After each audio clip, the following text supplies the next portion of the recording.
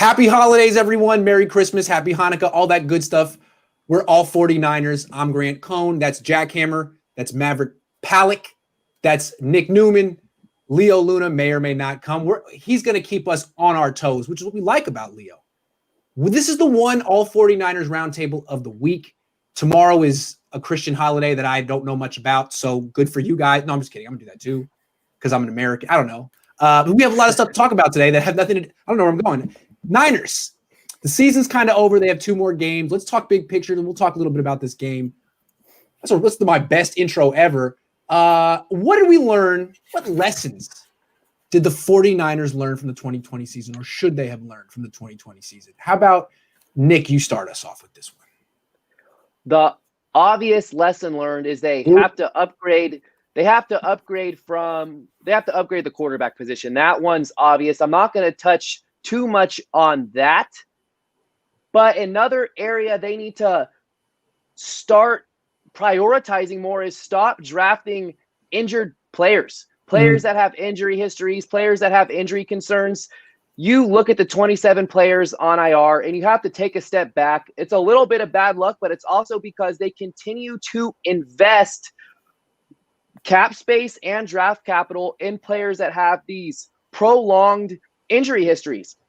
So that's something that I've learned over the course of this season is that it's not just bad luck. It also has a lot to do with the team continuing to invest in players that have these injury histories. You look at the free agent signings of Weston Richburg, Quan Alexander, the draft picks of Reuben Foster was coming off rotator cuff surgery.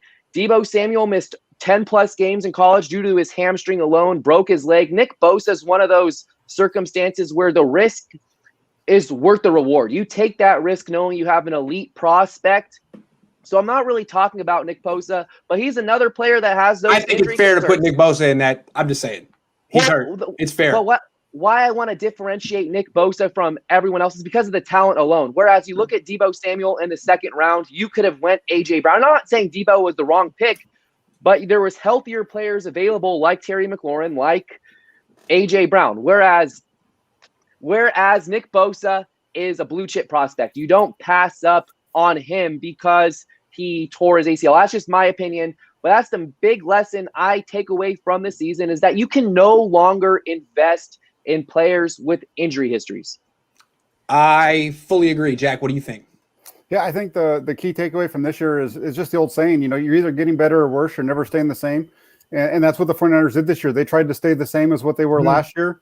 The guys that they brought in were really just trying to, if you look at, Kinlaw was just really to replace the guy that they traded, and Ayuk was just to replace Sanders.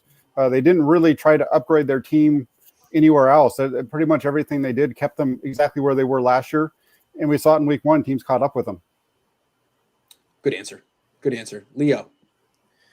I'm going to say lessons learned from 2020 is that you can't be content with the quarterback position. Mm-hmm. You can't just say, okay, game manager, our defense is going to get us there, because injuries happen in the NFL. It doesn't happen the amount that the 49ers regularly had this season.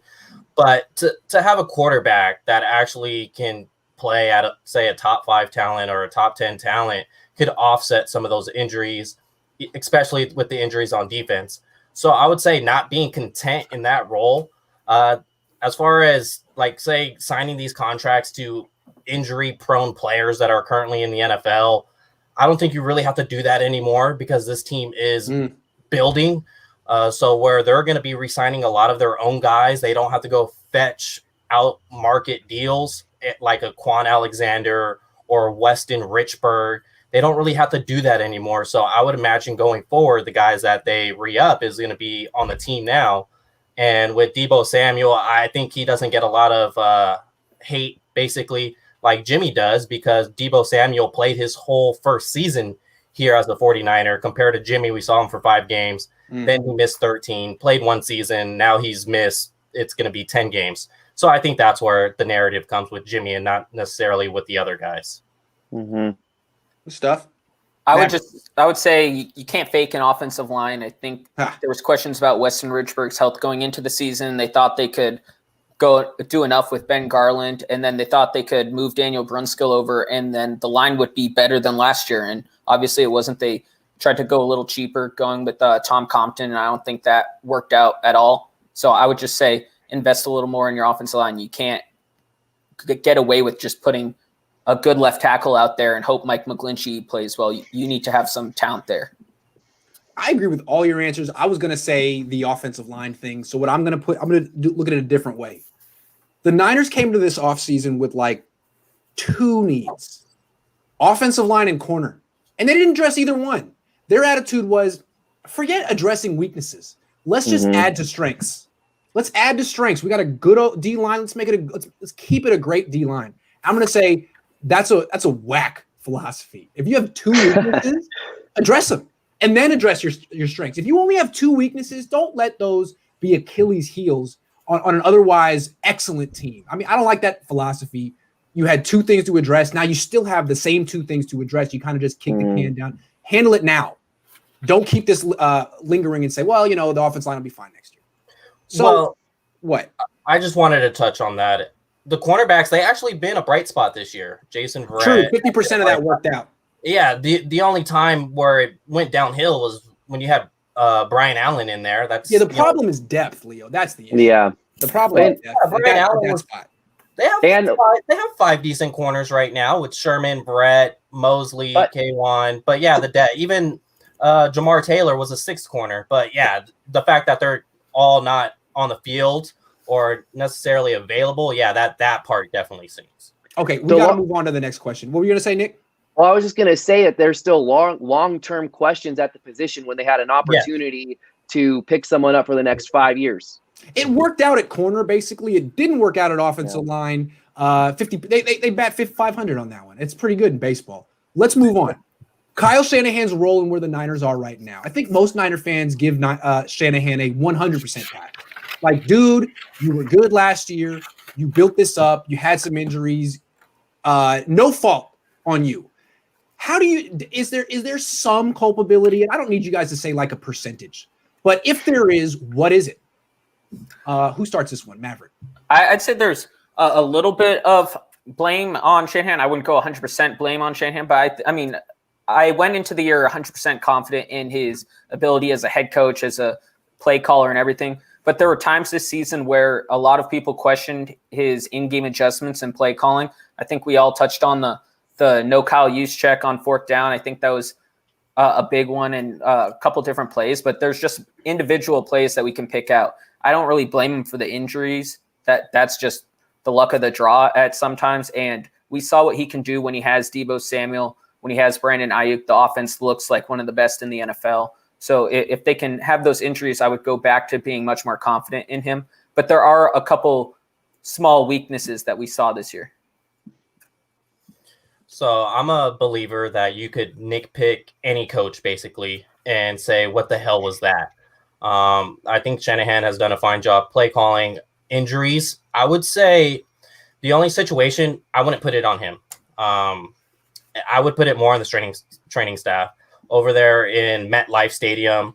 Why was the cleats not spoken about? Why wasn't they looking at different sizes? Why was the players able to go out on the field and not have a change in cleats after they were stating that field felt sticky? I would put that more on the training staff than Kyle Shanahan, because it is the training staff's job to figure those things out. That's not Kyle Shanahan's job. Kyle Shanahan's job is basically to check in with the training staff, but it's not his job to basically get people different size cleats. Yep. Jack. Yeah, there's a few different ways to go with this one, and really the first one would be the injuries. You got to kind of go with what was said at the beginning by Nick. Part of the reason they're having so many injuries is because they're bringing so many guys in that are hurt to begin with. They're taking so many risks on guys that have a history of injury, and then we're seeing those guys are the ones that are being injured throughout the course of the season, and they're having to deal with it, or they're not bringing guys to take over their place that are good enough.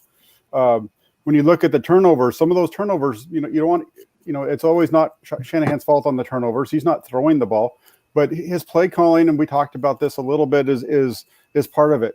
You look at you put out the piece on him today And when you look at Shanahan over the course of his career, his teams have thrown more interceptions than fumbles when it comes to turnovers every year that he's been in the league. When you look at what the kind of you had mentioned Shanahan or Harbaugh with that. Harbaugh's time in the 49ers, they never threw more interceptions than fumbles in terms of turnovers. They were, and part of that is the way that they play call. When you have a 3rd and 8 and you're at the 14-yard line, do you throw a pass? Yeah, if you want to throw a pass, you call a pass, but you don't call a pass that's going to be a risky throw, right? In order to get the first down, which we saw on the first pick on Sunday. Mm-hmm. So it's a lot of little things like that, and he definitely has some room to improve. Mm-hmm. And I know when we look at him, this is a long-term history of his, so the likelihood of it changing isn't very much. Yeah, you think of him being a young coach. He's been in the league. He's been a coordinator since 2008. Nick. To clarify, we're talking about his role and where the team is this season, not just injury specific, correct? Correct. Okay. Well, I already touched on how a way to prevent all the injuries is from just avoiding signing so many players and drafting players that have these injury concerns. Talking about his role and where the team is this season, I have to question some of his personnel decisions. Going back, I'm going to lay out a very specific example against the Eagles. Jerick McKinnon had 14 carries in that game. Jeff Wilson had 3 carries in that game. That's a very specific example. Look at the two players now. Look at the two players now. Why is Jerick McKinnon getting significant run over Jeff Wilson Jr. after seeing him? He's a physical beast, that guy. He should be getting so many carries, and it's not like he just bursted on the scene out of nowhere. That wasn't the case whatsoever. It was the roster politics behind it all that Kyle Shanahan signed Jerick McKinnon 3 years ago, whatever it was. He was a scat back. He was a third down back with the Vikings. But, hey, let's make him one of the richest running backs in the NFL because I believe I can make him an elite running back. That backfired. And, going back to personnel decisions, if I remember correctly, Weston Richburg was primarily a guard with the Giants. Missed 12 games with a concussion. I could be wrong on that, but I remember he played some time. I don't know about that, but he did miss time with a concussion. Well, he missed the last 12 games with a concussion. Yes. I'll have to go back with it. But that's another example of just Shanahan having this huge vision and investing heavily in that vision and having it completely backfire. So I question his personnel decisions and even playing Debo Samuel at running back when you're beating the Patriots by 25 points only for him to get injured on a pitch play. Of course, that wasn't obviously not the goal, but Fred Warner's out on the field in blowouts. And that's the kind of stuff I question with Kyle Shanahan, the in-game, what do I do when I'm up kind of a thing. Running back's a great call. Punt returner, he still hasn't gotten his best returner on the field consistently. Quarterback, that's his room. He wanted these quarterbacks. He brought in Jimmy Garoppolo. He drafted C.J. Beathard in 2017. They signed Mullins in 2017 and added no one to that room the last 3 years. That's what he wanted. Beathard's been worthless. He kept him around. That's his fault. They could have drafted, I don't know, Jalen Hurts, Jared Stidham, anyone else. And now they're stuck with this. So that's on him. And then also the turnovers. Jack mentioned it. I want to give credit. I have a new guy, Monday afternoons, Anthony Jana. He's just an older guy from Australia. Very perceptive. And I had him on for the first time on Monday. And he was going through like, hey, why don't we not absolve Kyle Shanahan for these turnovers? Let's acknowledge how his aggressive executive decisions put the Niners in this situation. And you go back and look at what Harbaugh was doing and compare him. As Jack alluded to, Harbaugh never had turnover issues with the Niners. The Niners had turnover issues before he got here. Alex Smith threw a bunch of picks before Harbaugh got here, but he made it a point of emphasis. And how did he do that? Well, he just had a very conservative philosophy. They would play for field goals. They didn't care how many points they scored. They wouldn't beat themselves on offense. Harbaugh's offense never beat itself. Kyle Shanahan's offense does a lot. So while he's an excellent coach and has the potential to be the next Bill Walsh, he needs to stop beating himself. He needs to stop beating himself. And last year he did a good job. Still at 23 turnovers. That's too much. I mean, the most Harbaugh ever had was 22, and that was in 2014. So I'm just saying, you got this great defense. Dial it back a little bit. Win with your defense, Kyle. You never had this situation before. You never had this defense before, but use it. One thing to just throw out there. So Richburg, this is according to Pro Football Reference where I pulled it from. He started 16 games at left guard, or he's listed as a guard his first year with the Giants, and after that played center for his remaining time with the Giants. Switch gears. Who are some under-the-radar players the 49ers should re-sign this offseason? We know they have like 34 free agents, about $30 million in cap space, some big guys they got to bring back. But who are some guys that maybe people aren't thinking about that are important to bring to re-sign? There's 3 of them, and they all 3 on my list that all have a common denominator, and their name has a Jordan in it. Jordan Reed, Jordan Willis, and Dion Jordan. Those 3 guys, for what Dion Jordan and Jordan Willis are, depth complementary pass rushers, they're pretty good at what they do. They're 2 guys that were high. Well, Willis wasn't as high as a draft pick, obviously, as Jordan, but they have very high athletic ceilings. And as your 7th and 8th pass rusher, your depth defensive lineman, those are 2 guys that I really like to come back next year for cheap deals. And this team's going to be tied up against the cap.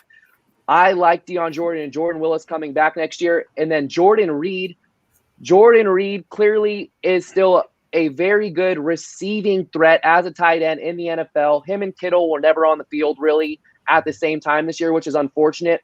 But I like the idea of bringing Jordan Reed back. So those are my 3 guys: Jordan Willis, Jordan Reed, and Dion Jordan. And you guys are free to repeat names because Nick just named half the team. So go ahead. I'm not sure how under the radar they are, but there are guys like Kerry Hyder that needs to, they need to bring him back. He's shown that he's plays well, especially when he's playing with Kasarik.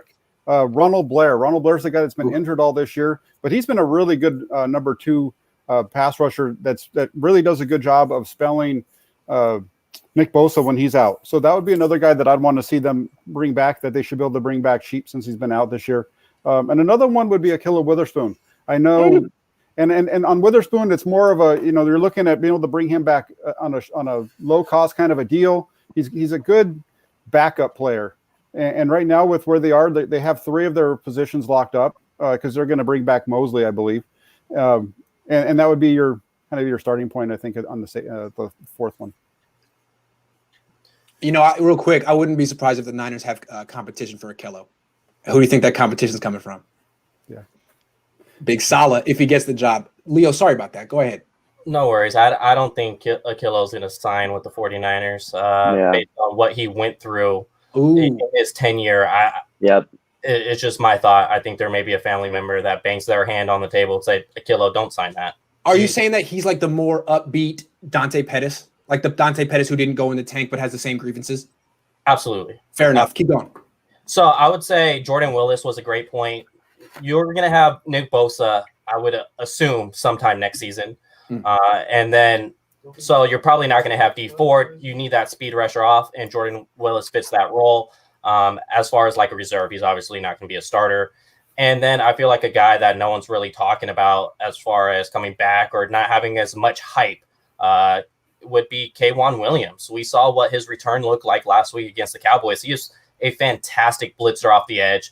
He's probably the best slot corner in the NFL. Jamar Taylor looks nice. He's a good friend of mine, but he's not Kaijuan Williams. And he's also, who knows if he plays next season, being 30 years old, coming off an ACL. That's terrible. Yeah, Maverick. I'd say 2 guys, both restricted free agents, one being exclusive and one being a regular. Restricted is Jeff Wilson Jr. and Daniel Brunskill. I think both are important guys just for the future of this team to bring back because I think they're cheap and there are salary cap concerns in future years. So getting guys that can perform at a certain level and have them under contract for minimal money would be good. I think Wilson's really important for this offense, especially with health concerns around the other running backs. We don't know who the top 3 running backs are going to be on the team next year, but I think Jeff Wilson Jr. should definitely be one of the top 2. And then, of course, keep going. Thank you. Of course, I've been talking about Jordan Willis for a while now, and I've been wanting him to get more snaps, and I'd like to bring him back in and have him take on that role because I think Kerry Hyder Jr. could price himself out of the 49ers range if he has a good weekend, good finish to the end of the season. He might not even be a possibility. He might be getting starting money somewhere else. The Jeff Wilson Jr. is a great name. He's a great story because to me, he's been flashing for years. He's had kind of like workman-like numbers in terms of yards per attempt. But when you watch him, he's impressive. He runs really hard. He scores touchdowns. And I think some of us last year were like, yo, like, isn't he better than Tevin Coleman? Like, can't he get a bigger role in the offense? Can't we consistently get him in the offense somehow? And the answer was no. And then when he got that one touch in the Super Bowl, he made a play. And then sort of like by default, after 1,000 injuries, he gets on the field and it's like, yes, exactly. This is what we thought he could do. So that's a great one. He needs to be back on the team and getting 15 carries a game or 12 with 3 catches. I agree with that. I would also say Ross Dwelly. And I've like turned him into a punchline, but he's good. He's now been a starting tight end the entire season. He's probably not a starting tight end in the NFL, but he's right on the borderline. And to have that guy as a 25, 26-year-old backup who can kind of do it all, bring him back. Don't let him go somewhere else. Ross Dwelly, seriously, bring him back. That's all I'm saying. And what stinks is what's going on with Nick Mullins. What do you do with that? Now he's got Tommy John surgery. He's a restricted free agent. Do you not? Practice squad. Oh, no. Stinks. It depends it's going to depend on how he responds to that. Because if there's only a couple of guys that I know that are quarterbacks that have had that. And Jake Delhomme, when he had it, he got it in October, I think, the surgery. And he was back during, for the spring team activities. So he came back pretty quick and he played all the snaps in that next season. So it really depends on how his arm responds for that. Otherwise, it's going to be a long term. I was talking to a coach right after the game, former coach, after that game. And I was saying, it's too bad what happened to Mullins. He goes, I'm telling you, that's a serious injury. I've seen that. That's a serious injury. If I guarantee he at least strained ligaments, and I wouldn't be surprised if he needs Tommy John. I was like, are you serious? So I guess you could see it in slow motion. You can't really tell, but go out and throw a ball against like a fence or something and see what happens. Don't do it, really. I don't want to mess up your UCL or anything like that. But I can imagine it would be very painful, and I feel really bad for you, Maverick. I mean, I hope you be, I hope you're okay. Yeah. Thank you. Real quick though, to go back on Jeff Wilson, I think that's going to be a very interesting topic come the offseason because he's a restricted free agent. Do you really want to throw a second round tender on him, costing the team $3.5 million when they're already tight for cap? Or do you just give him an original round tender, which is basically nothing, and a team could go snipe him for $3 million and give the 49ers $0 for it? So it should definitely be observed. I mean, you'd love to give him a second round tender if you can afford it. I guess that's the answer. If you can, you do, but they may not be able to. I don't know. Exactly. Yeah, that's a good question. Or you can just sign him to an extension now before he has the opportunity for a bigger role. Give him something in like the 2-3 year, $6-7 million, right? What were you gonna say, Jack? Oh, what I was going to say was the one thing on Wilson, and I think partly why we've seen him struggle on the field is that he has a tendency to miss the hole. And I think that's part of it. We talk a lot about Shanahan and why he likes certain quarterbacks. I think it's the same thing with the running backs because we saw an example of that on Sunday. We didn't get to it yesterday in our film breakdown, but there was one that was a 3rd and short, and he just missed the hole, and they don't pick up the first down. Also, he's another fumble away from going right back to the dog. Yeah, so true. But I really do like that guy when he's not fumbling. Okay, let's keep it pushing. More likely to be on the 49ers next season, Josh Rosen or Jimmy Garoppolo, and why? So I said, and this might be controversial, I don't know, but I said Rosen just because I think with Mullins' health security, I think Rosen takes on that Mullins role where he's the high upside, take high for what you will, upside backup that can be behind a veteran. He'll either be the 2nd or 3rd stringer, depending on if they draft a quarterback early on. And I think he'll be relatively cheap. So I think Rosen's much more likely just because I mean, we've talked about a lot. I think Garoppolo is talented, but I think his salary cap situation will be a casualty just because they need to free up money somewhere. And I think he's the best spot to do that. So Rosen. Yeah, well, Rosen as well, because I think Jimmy Garoppolo is a goner. I think his time is done. I'm not a Jimmy hater. I like the guy. I like the idea of having a movie star quarterback, but it's just that's the situation. No one hates Jimmy Garoppolo. He's a nice guy. Yeah, exactly. Yeah. I don't know why people take it as that. No one hates Jimmy. So I would say Rosen, and a lot that Mav has been on this team for so long, and he's been a starter on this team. I mean, Nick Mullins, sorry. It's because he's the smartest quarterback in the room compared to Shanahan, and Rosen is a smart guy. He has to be because he went to the same school as Grant, And I believe both his parents went to Ivy League schools, and he's a Jew. He's a Jew, which I like. I mean, he's a smart kid. Art. So if Shanahan just has him in there as a reserve role, QB2, I think Shanahan's just going to like him as far as the student aspect of the game, similar to Mullins. Plus, he's one of the chosen people, which I don't think could hurt. The chosen Rosen. Yeah, if we've got to put one of those two guys on the team, I'm going to be going with Garoppolo. Rosen couldn't even beat out what's the guy's name? Blaine Gabbert in Tampa Bay to be the backup. So seeing him if he's the backup on the 49ers next year, we've got really big problems, in my opinion. Yeah, good point. Nick, what do you think? Well, the 49ers kind of control the destiny of both Josh Rosen and Jimmy Garoppolo. Josh Rosen's a restricted free agent. I was on Spot Track doing a little research right before we went live. So Rosen's a restricted free agent, so they can kind of control where he goes, and then Jimmy Garoppolo's still under contract. If I had to pick one of the two to be on the roster next year, I'd go with Rosen, because my main question with Jimmy Garoppolo is, if not now, when? He clearly has his limitations as a quarterback. They're in a prime spot right now to rip off the Band-Aid and move on from him. So I think the team will take advantage of that. Garoppolo's not coming back, but for the same reason Maverick touched on, Rosen's the higher upside backup. So I think Rosen has a better chance of being on the roster in 2021 next season than Jimmy Garoppolo. I'm going to weasel out of this question. I'm going to say neither one's going to be on the team next year. No, you can't do that. That wasn't the question, though. Oh, okay. I'm going to say Rosen has a better chance to be on this team because Jimmy's not going to be on this team next year. Yep. Jimmy is going to be on the Patriots next year. I'm saying that.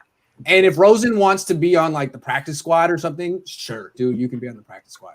But the Niners need 3 quarterbacks, and I don't think he's this is what I think. This is what I think. I think they're going to draft at least 1 quarterback. You draft a quarterback in round 1 and round 2. You sign a guy like Andy Dalton, and then you draft another quarterback who can run. I don't see what you need Josh Rosen for.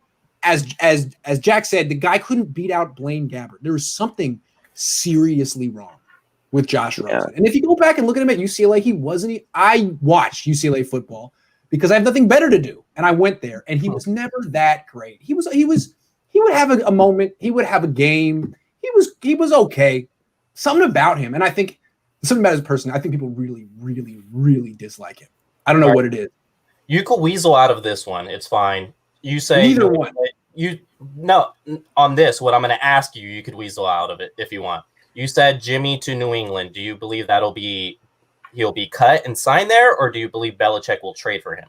I don't know what their cap space is. Does anyone know? Should I look it up real quick? They have a ton. They have a ton. Well, they could afford to trade. I don't know. Maybe, what do you think, Nick? Help me. Someone tell me. I also have a follow-up question to this question. Yes. What is Jimmy Garoppolo's trade value? Right now, I feel like it's at an all-time low, and I've seen, Leo, you're included in this, and I kind of, as far as seeing Jimmy Garoppolo as an asset that this team can kind of pawn off, get some sort of draft capital back for, I see his draft stock at an all-time low. He was, or I'm sorry, not his draft stock, his trade value. Is it because of his contract? Is that an immovable contract? Kind of. No, I don't think it's immovable, because if you look at the contracts that quarterbacks are receiving in the NFL right now, it's going to continue to look like a decent contract. And then you have to take into consideration the cap and how it's fluctuating, and it can drop down to $175 million, might be $195 million. But my question, though, is what is Garoppolo's trade value? Does he have trade value? Does he have trade value? That's why if he's healthy this weekend, he has a chance for 2 weeks to showcase what he can bring to the table. And I was getting in a couple debates on this on Twitter. Why would you not give Garoppolo 2 games to perform well and maybe boost up his trade value, or you can just cut him outright? I guess the concern there is the injury loophole, where if he's injured past a certain date, he gets $7.5 million. Is that why you don't take any chances and don't play him if he's healthy? I don't think it's like that. I think, dude, if I had to guess, I think he doesn't want to play. If I had to guess, I think he's shutting himself down, not the other way around. They're paying him. So where it makes it tough for a trade is I looked at who has cap currently. Obviously, teams could maneuver that and afford space. But as it sits right now, the only two teams that could afford him in a trade are Jacksonville and New England. And Jacksonville could end up with Trevor Lawrence, so they won't need Jimmy. And then New England, Bill may be able to say, hey, I don't want to pay him that much money. It would be, $25 million? I don't want to pay him that. I would trust my relationship with Jimmy to get him as a free agent for maybe less than $20 million. Well, Jack, what do you think? Well, if you're New England and you're going to make that trade for Garoppolo because you think that he's going to be good enough to be your starter, he only has 2 more years left on that contract, and where his contract is, it's pretty flexible in order to be able to add years to that and drive the cap number down for a year or two. So if you're going to make that trade and you want to keep him for 2 to 3, past the 2 years, give him a new deal, give him some new cash and roll with them. That's what I think is going to happen. I think the Niners are going to trade him back to New England for like a fourth. What do you think? These are going to lose that trade. They gave up a second. They got to give it back for a fourth. They lost. I think they're going to get a fourth. Yeah, yes. I could see it that way. Bill Belichick, even if he gave up a fourth, he would still feel like he won the Jimmy Garoppolo saga because he got a second. He did. Yeah, because he won. Yeah, so I think a fourth. I think it's the best the Niners can do. Better than cutting him. Yeah, absolutely. Anyone think they get a third for him? I'd say fifth. Fifth is a fourth a little optimistic? Maybe. I think fourth. Shanahan would be fantastic if he got a fourth. He would jump on it. Okay, let's talk about this upcoming game against Arizona because it doesn't count, but it's interesting. It counts for us. So what must happen for the 49ers to win this game? I have no idea who's supposed to talk first. Maverick, you go. Okay. I haven't heard your voice in a long time. You go. Jeff Wilson Jr. must run the ball well, and he can't turn the ball over because, as Jack was touching on earlier, those turnovers inside your own 20 on your own side of the field are deadly. But Arizona's allowed 100-plus rushing yards 9 times this season and has only allowed under 90 rushing yards twice this season. They need Jeff Wilson Jr. to move the chains. I don't think C.J. Beathard's going to have even a game similar to what Nick Mullins has done in the past couple weeks. So they need to rely on Wilson. Otherwise, this could be a very low-scoring game for the 49ers.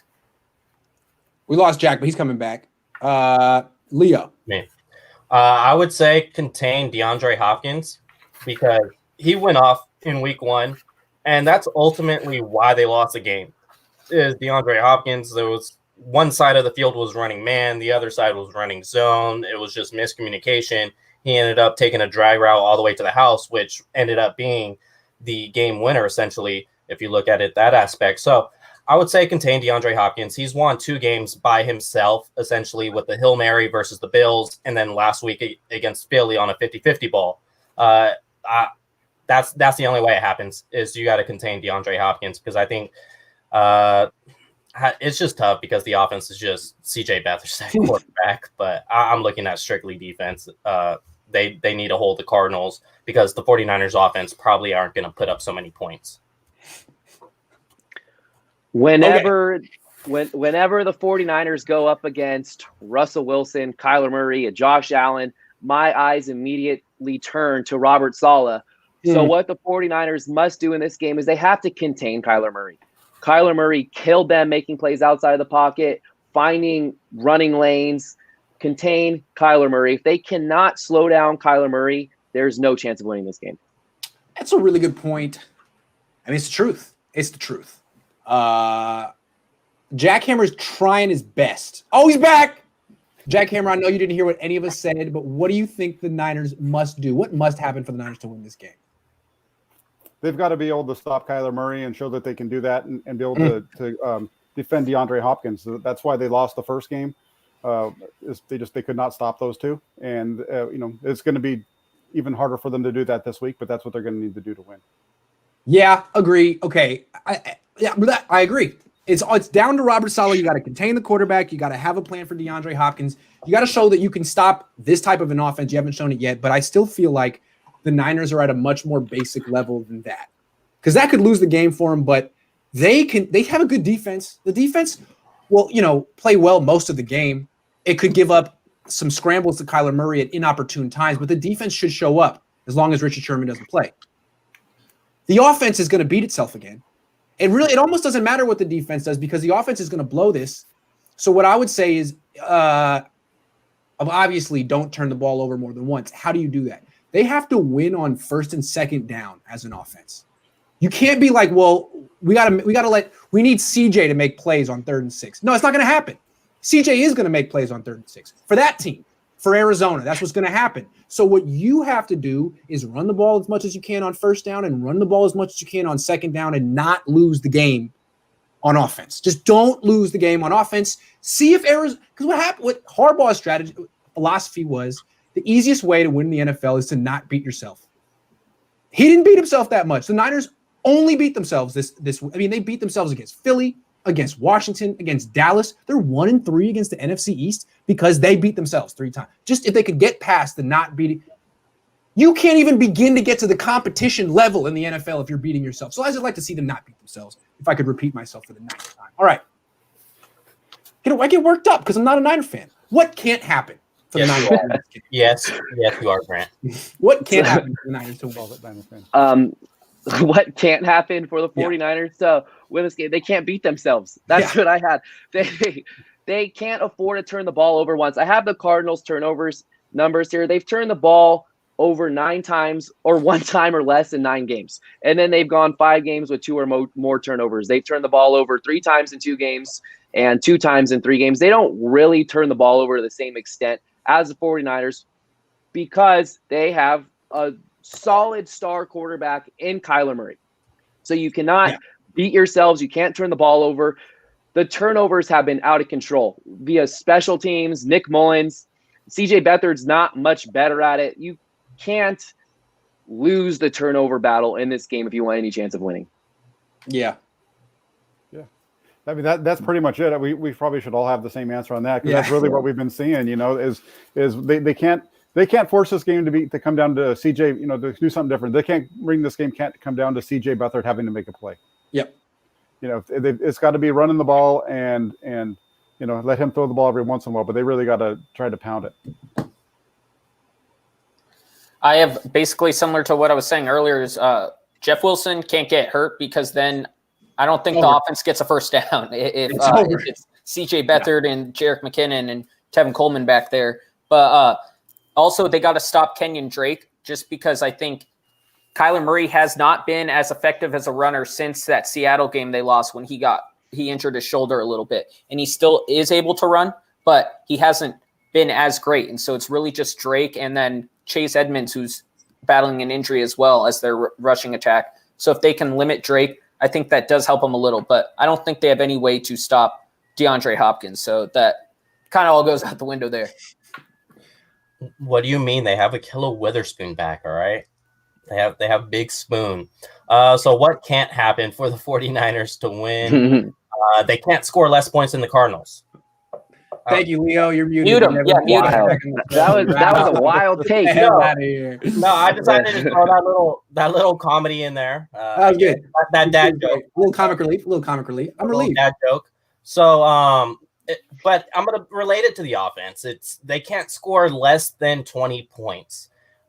If you're asking the defense to hold Kyler Murray, who can scramble for 100 yards any given game, hold DeAndre Hopkins for less than 20 points, it's just not going to happen.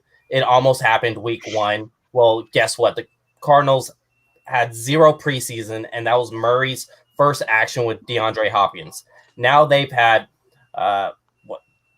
14 other games to get their rhythm together. Mm-hmm. So the 49ers offense, if they have any shot of winning this game, they got to score more than 20 points, or else it's just another loss and closer, hopefully, to Zack Wilson. They can't let Trent Taylor or Richie James Jr. return any punts and kicks. Like, enough. They stink. They bring nothing to the table. The best thing that Trent Taylor does as a returner is when he runs to one side of the field and acts like he's going to catch it, but then the ball bounces on the other side of the field. That's pretty clever. But honestly, it's the best thing he does. He, like, dekes you out on where the ball – oh, you thought I was going to catch it, but I didn't. Like, come on, Trent. Go away. Brandon Ayuk needs to return all the punts and kicks, not because he's going to return one for a touchdown, but because he's not going to blow it. I think. Well, is Trent going to be available this game? That's the question. He's on the COVID list. He is? Yeah. I don't even keep They up. signed Jordan Matthews, and I doubt he's going to return kickoffs. Jeez. Well, all right. Yeah. They better let Brandon Ayuk do what he's made to do. I don't see what they're protecting him from. Maybe they're just tanking. I don't know. Who should have more playing time than they currently have the next 2 games? I'm going to go with Jordan Willis. I really do want to see what he can do off the edge. Like I said, I don't see him as a starter, but I do see him as a guy that could get maybe 20 snaps next season and have him flash a little bit with Nick Bosa on the other side. Then you're able to keep your power and your speed combo off the edges. It allows to kick Eric Armstead inside rather than him having to play edge basically like he did all season long and look terrible when it came to rushing the passer. So I'd like to see 30 snaps minimum for Jordan Willis these last 2 games. Jordan Willis is one of my guys, but I think if Charlie Werner gets off the COVID list, I'd like to see him get some more snaps. And then the other guy is try out any of those practice squad offensive linemen that are capable of playing right guard. I don't think Justin School is even a C- right guard. I think if he does have any upside, it's at tackle. So try out one of those practice squad guys, see if they can be a capable backup next year. Yep. It's funny because that's actually the guy that I want to see. I want to see more of Justin School playing right guard. I want to see him actually get in on the field and get some reps there and just kind of let him play a little bit and get into the flow of the game. See what you got him, because right now you're going to need to have a guy that's going to be kind of a swing lineman. We know and that's where, let's see what he can do on the offensive side. Those are all good names. I want to see more Jordan Willis, which you guys touched on already. Deion Jordan. I want to see Austin Walter a little bit more for the sole reason I don't want to see any more Tevin Coleman or Jerick McKinnon. Why not go with the guy who's a little bit more of an unknown? You know what you're getting out of Coleman. You know what you're getting out of McKinnon. Neither one of them are going to be on the roster next year, hopefully. So why not see what Austin Walter can do? You're so rude to Jerick McKinnon. No, you're right though. He stinks. No, I would say who should have more? How about Akello Witherspoon? He had a really good game against Dallas. He's going to be cheap this offseason. He may not want to come back to the Niners, but you don't really know. And you'd rather have him than Richard Sherman. Richard Sherman's out there making business decisions, and he basically cost you 14 points against Dallas. Mm-hmm. Let Richard Sherman go work on his, agent career and put Akello Witherspoon on the field for the last 2 games. I'd like to see him starting at corner and playing full games. You got to know what you have there. He's been way too inconsistent. He's shown too much in brief flashes to just let him walk out the door. He could end up being a Pro Bowl corner for someone else. He's not that old, Akello. Starting at corner over who? Sherman. Right, and then because you got Verrett and Mosley. Mosley could play the nickel corner. Exactly. Sherman did not participate today in practice with his calf, so they may be taking your advice on a business decision for Sherman for these last 2 games. And the benefit of Akello starting, like I said, he's not re-signing with this team. It's not going to happen. Oh, wow. But the benefit on that is we've seen so many times to where a corner makes one play against DeAndre Hopkins, and then next week he makes one play on DK Metcalf, and the team says, hey, here goes 1 year, $7 million. And now the 49ers could have placed themselves in a 5th-round comp, potentially for Akello Witherspoon. So it's not bad. I don't see what Akello's mad at. They gave that guy 8,000 second chances. I mean, dude, play better. And I don't know what's his problem. And they also try to trade him a bunch, too. Well, get the business. Sorry, Akello. I don't know what to tell you, dude. Get over it. Play well.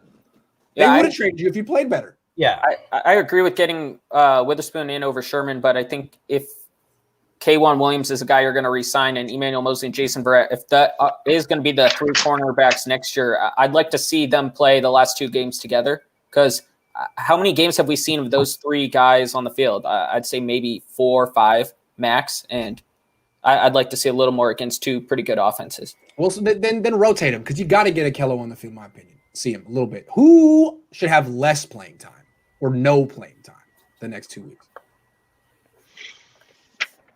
No playing time? Whatever. I don't know.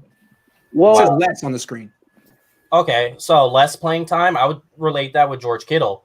If you want to hold that standard to where if he's 100% healthy and he's cleared and he's good to go, he's going to suit up, because how can I tell all these other guys to be on the field, and yet we're not going to let George Kittle out there and protect his body, yet we're going to let Fred Warner bang, who's an all-pro linebacker this year.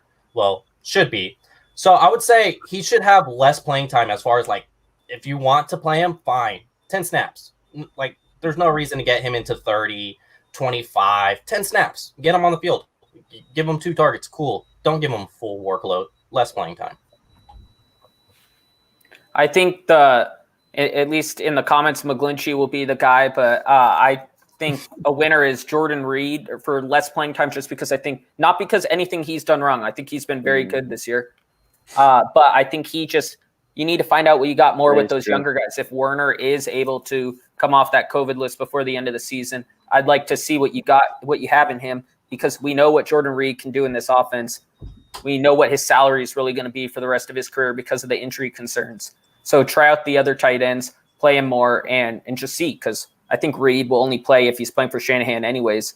Why not try out Warner and see if that draft pick was worth it? If it was up to me, I'm sitting Sherman. There's no reason for him to be on the field. There's at this point, especially if he's already said he's not coming back, and just take him at his word and let's just move on at this point, because they're not going to the playoffs anyway. So let's start taking a look at like we've already mentioned, the Witherspoons and those kind of guys, and go that route. Let him rest and go make his money elsewhere next year. The way I view these final 2 games, it's September for an MLB baseball team that's not in playoff contention. You take a good look at all the guys that you don't really know what you have in, and the guys that are established, the Eric Armstead, for example, who, yes, you can question his production this season, but he has a role on this team moving forward. So that's a guy that can take a step back. He doesn't need to log 80% of the snaps over the course of the last 2 games. That's what he's averaged. 83% he played against the Washington football team and the Cowboys. You can decrease that number to 60%, 50%, give those snaps to Jordan Willis and Deion Jordan. So that's what I would do if I'm the 49ers over the course of the last 2 games. Your veterans, guys that have established roles on this team, decrease their playing time, and the unknowns, the Austin Walters of the world, the Jordan Willises of the world, give them more of a role. Yeah. You guys got all the good ones. I'm going to say Mike McMuffin. We've seen enough of Mike McMuffin. It's not going to get any better for him. He needs to add 30 pounds and get stronger. Every week is going to be the same. We know what Mike McGlinchey looks like. McMuffin, excuse me. And we know that it's not going to be good this year, and what he needs to do next year. I'd like to see if there's anyone on the team who can play better than him right now, because I don't think you could play much worse than what he's doing at right tackle. And I know he has good run blocking grades or whatever, but from what I watch, he's falling down every game. There's 4 or 5 plays where he's getting thrown around. It's are you okay, Mike? Do you want to talk about it? So I would say just say his back hurts or his toe hurts. Give him 2 weeks off. He played 14 games. Thanks for everything, Mike. And then give Brunskill a shot at right tackle, or give School a shot at right tackle, because those guys have had experience at tackle. And I can't believe that they would be worse than Mike McMuffin. And if they are, then that's good to know. You should know that. You should at least know that. So I think McGlinchey is going to be a player that's stuck at right tackle. That's what McMuffin. I see McMuffin or McSquishy, whatever you tight end. Put him at tight end. He's just going to be a player that's stuck at right tackle because of the roster politics behind it all. How are you going to upgrade? Unless you have someone like you touched on with the Dan Brunskill, who's going to play right tackle? Justin School, he looked okay last year, but he got blown up against Zadarius Smith and Preston Smith against the Green Bay Packers, which are 2 very good pass rushers. They made him look like Mike McGlinchey. Yeah, they did. They did. They really did. But where do you find the upgrade? You're not going to invest in the offensive line in the draft early on. There's too many concerns elsewhere. McGlinchey might just be the pill you have to swallow and accept, and because you don't really have the leeway you don't have the draft capital to sign anybody that's for sure better. It's just trial and error at this point with the guys that you currently have on the roster. Maybe they could trade him to the Raiders straight up for Trent Brown. Wow, wouldn't that be fun? But you guys know where I stand with Mike McGlinchey. But, his effect on the locker room is so great that it kind of offsets any weaknesses he has on the field. He's a locker room guy. I've never seen a captain get beaten down time and time again to the extent that he gets beaten down and embarrassed. You saw the clip that I post where it was Randy he grabbed them by the jersey, just swung them around. Like, oh, it's unbelievable. Yeah, that was good. And then yesterday, Jack and I were doing our weekly film breakdown, and I didn't even see it, but we were somewhere in the second half, and we were watching a play, and I just noticed like Mike McGlinchey get thrown from like into another zip code. Remember that, Jack? We didn't even know it. We're like, oh my, look at Mike. Yeah. It's almost like Where's Waldo? If you look hard enough, you can see it every play. I think it was on the pass interference call, or I remember. I don't remember exactly what part it was in the game, but yeah, there was definitely a throw by Mullins in which McGlinchey goes flying into his legs. Yes, it was the pass interference call. It was the deep throw to Ayuk. Ooh, I got to put that one on Twitter. But I've been trying to be nicer to Mike McMuffin because why would you ridicule such a nice person? It's enough. He doesn't respond to it like the other guys. I know he does. It doesn't work. The final thing I'll say about McGlinchey is he's just so tolerable of the way that he's treated on the football field. It seems like he lacks pride, the ability to be like, I'm not going to be embarrassed anymore. You need to have that mentality in the game of football. He accepts it. He's like, okay, I'm just going to make you look like it's okay if you make me look like the most soft right tackle in the National Football League. It's okay. I'm not angry about it. Just go ahead and keep doing it. That's the one. It's a matter of pride. It's a matter of pride. And he doesn't get angry over it. Well, he got angry that one time when 94 was kind of ragdolling him after the play, and him and school got angry with him, and they got flagged for unsportsmanlike conduct. That's true. I couldn't tell who it was that got actually. Me neither. Let's switch gears a little bit. We don't have much time left. We got two more topics. This one's kind of fun. Who is your favorite 49er killer of all time? And we say that in honor of Larry Fitzgerald, who has been a 49ers killer since I was in high school, and is one of the best. Maybe it's your favorite, maybe not. Leo, why don't you start us off with this one? I'm gonna just take the easy route, and I'm gonna go Larry Fitzgerald, because it's basically been almost my whole Niner life. I think he was drafted in 2003 or 2004. I was young. I wasn't even in high school yet. So I'm going to go with Larry Fitzgerald, and mostly it's because he seems like he scores a game winner almost every time when he was in his prime. I was actually about 13 years old, and my dad took us to the 49ers home opener against the Cardinals. Great game. All of a sudden, Larry Fitzgerald catches a game winner, and that kind of sucked. So I guess that's why I'm going to go Larry Fitzgerald, not because he is only a game winner or a Niner killer. I seen him in person in the home opener catch a game-winning touchdown against the 49ers. So I know I proposed this question, but are we doing favorite as in a guy we like that kills the 49ers, or just the ultimate 49er killer? That's how I took it as, because I like your discretion. He just craps. Yeah, I don't know. Yeah, your discretion. I don't know how to answer that. This is a terrible question, but I like it. Yeah, I mean, I like Larry Fitzgerald in that sense, but 49er killer is just the referees in the New Orleans Superdome of just it seems like the 49ers play in New Orleans every year. True. And then just the roughing the passer, it seems like happens every year. So that's what I'll go with. If I have to pick another player, I would say Eli Manning when he was with the Giants that one game that killed me. Ooh, that's a good one. I that's a good one. That's a good one. It's funny that you say the referees against the 49ers in New Orleans, considering how New Orleans feels about the referees. But for me, I'm going to go with it's not going to be popular at all, but I'm going to go with the quarterback up in Seattle. Love watching that guy play. He just makes plays. There's never a point in the game, no matter how far ahead you are, that you really feel comfortable, especially when he's playing against the 49ers. You just, last year they're blowing them out in the beginning of the game up in Seattle, and before you know it, they're right back in it. Yeah. I'm going to go with a very specific performance, not necessarily a 49ers killer, because when you're out of conference, you'll play one time every 4 years. But I was at the game in 2006, I want to say, where Landanian Tomlinson scored 4 touchdowns against the 49ers. And Landanian Tomlinson was one of my favorite players outside of the 49ers. Back then, he did a little flip when he scored touchdowns. So seeing Landanian Tomlinson score 4 touchdowns, a Hall of Fame running back, he killed the 49ers that day, 4 TDs.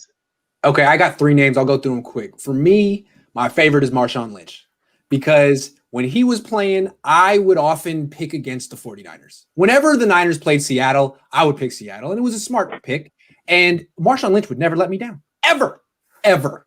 I'd be in the third quarter sweating it, and he would come through, and I'd be like, that's why I picked these guys. That's why I picked these guys. And now Russell Wilson has taken over the mantle, but it used to be Marshawn. And then when I was a kid, the ones I hated the most were Brett Favre.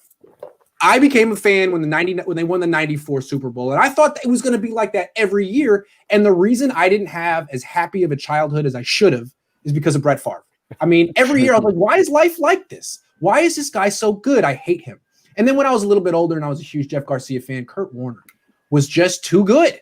And those Rams teams. So I really hated Favre and Warner, and I loved Marshawn Lynch. Thank you, Marshawn, for making me look smart. That was my answer.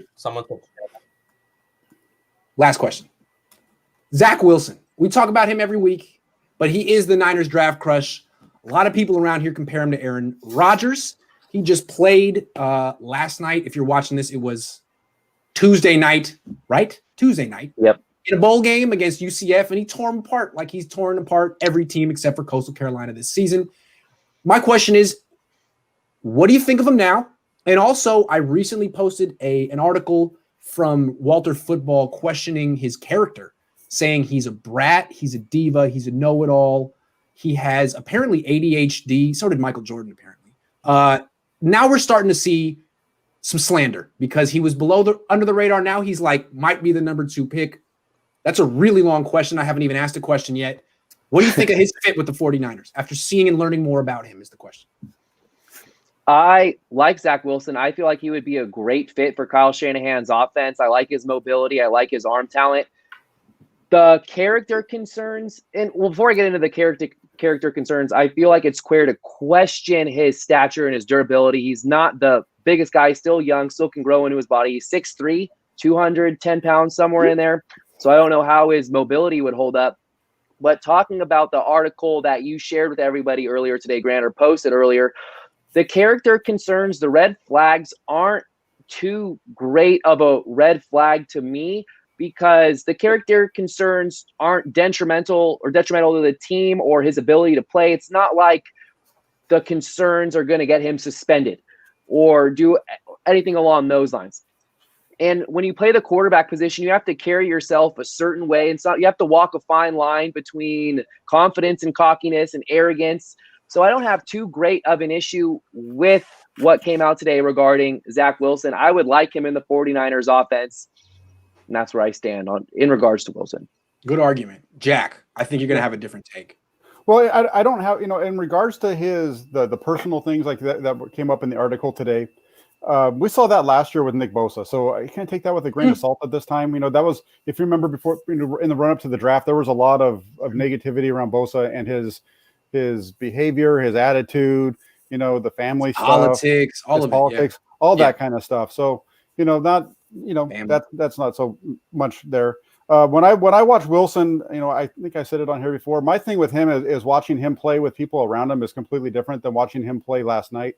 Last night in the first half, he threw 21 passes. I think he kind of one-handed the number of times he actually had to move because somebody was in his face. There's no doubting the fact that the guy has a great arm and can really sling it. I mean, the touchdown pass that he threw down the right sideline in the second half, I think it was. I mean, that's an unbelievable throw.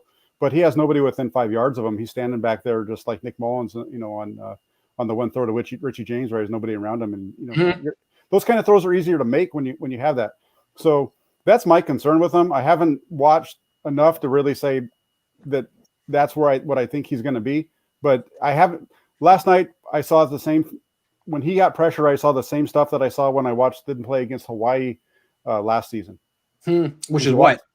Not very good. Interesting. I think Zack Wilson would fit in this 49er offense. I think Shanahan, we've seen he can cater his offense to almost any quarterback, but I'm not as concerned with that. I just don't think he's going to be available for the 49ers. I know a lot of people want them to trade up, but I don't see him getting past the Jets. If they do decide to hold on to Sam Darnold, then I don't see him getting past Carolina.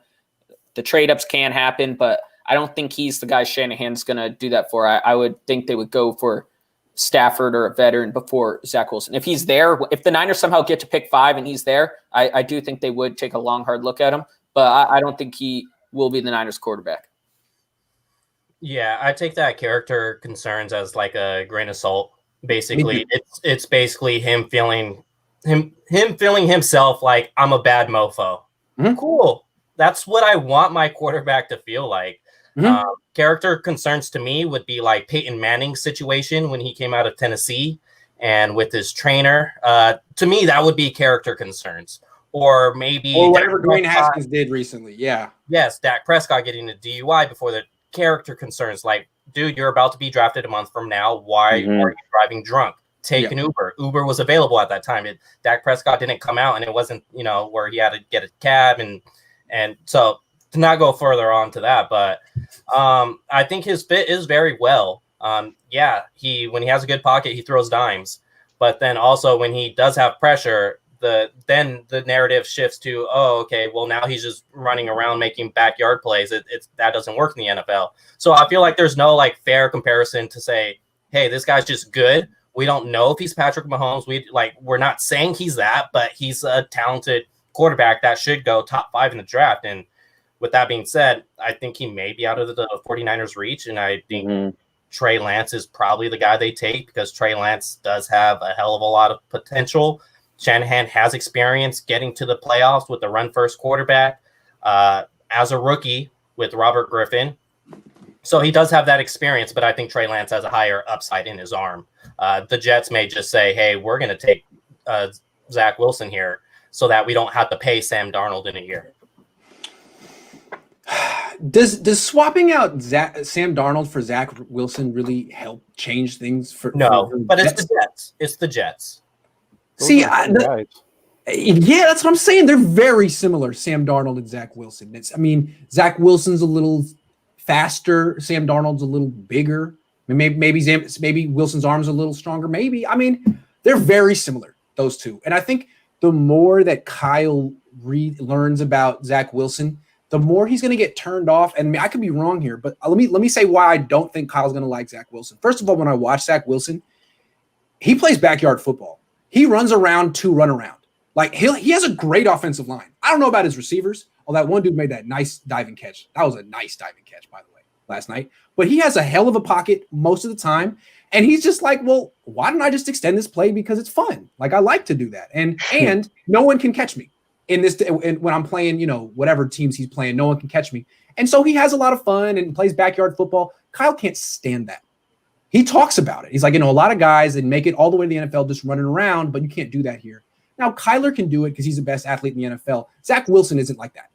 Zack Wilson, if he plays like this in the NFL, I question his durability. He's going to run around a lot, hold the ball a long time. I wonder about that. Also, he's had shoulder surgery before. If you watch him throw, he's got a real low 3/4 release. And if you've played before, you played baseball, football, that puts a lot of torque on your shoulder. So there's no, that's why that happened. And then finally, what they're saying about his character concerns, I'm not saying it's a concern, but if that's what his personality is like, if he's a bit of a diva, a bit of a know-it-all, if he that's not Kyle Shanahan's kind of guy either. He's constantly undercutting his quarterback's ego. He wants a quarterback with no ego, like Kirk Cousins or Nick Mullins. You know what I'm saying? So I could see him looking at Wilson and being like, backyard quarterback, thinks he knows it all. That's going to be a tough guy to coach. I'm just saying, I'm not sure. I don't even know if Kyle Shanahan knows the first thing about Zack Wilson right now. He's focused on the season or something. But the more he learns about him, he might talk himself out of him. And maybe he's wrong to talk himself out of him. Maybe that is the next Aaron Rodgers. I just don't think it's Kyle Shanahan's cup of tea. Yeah, right. I heard the Aaron Rodgers comp last night for the first time. And anybody that thinks he's Aaron Rodgers needs to go back and watch Aaron Rodgers. I think it was 2004 against Cal, or when he was against USC. When he played in USC. What Wilson is doing in college is nowhere. No, he lost to him in 2004. But if you beat him in 2003. That's right. If you watch him in 2004 in the Coliseum that day against USC, that's quarterback 101, and he's moving around. He's got guys in his face. It's not anything. When you watch Wilson play with guys in his face, the ball's coming out down here, down, half side arm release, balls are hitting in the ground.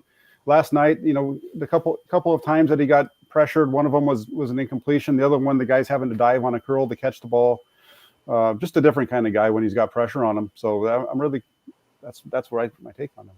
That's a good point about Rodgers, real quick, and I'll let you go, Leo, because I remember that I was in high school. And the thing about Rodgers wasn't his highlights. It wasn't his stats. It was his performance against USC in back-to-back years. He beat him at his first year as a starter. And then when he lost the next year, he might've been like 21-22. Was he something ridiculous, right, Jack? Yeah, he was. I think at one point he was 21-22, ended up completing 85% because they lost. They drove it down anyway. They had 4 plays from the 10 and weren't able to get in the end zone. It was legendary. It was like David against Goliath stuff. It was legendary. Yeah, and Zach doesn't have anything like that on his resume. He just doesn't. So it doesn't mean he won't be Aaron Rodgers, but like I said, I will never say he's Aaron Rodgers, the next Aaron Rodgers with Patrick Mahomes. Can he reach a potential? Sure. I'm never going to cap a guy out unless I think he sucks. With Zack Wilson, according to PFF, I know Niner Nick is going to say, "Oh, you're only using PFF because it fits your narrative." Absolutely, absolutely.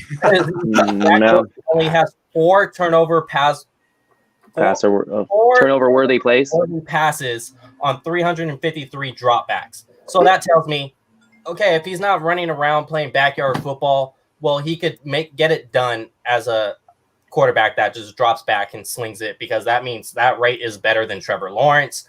That's better than Justin Fields, who has everything schemed up for him at Ohio State.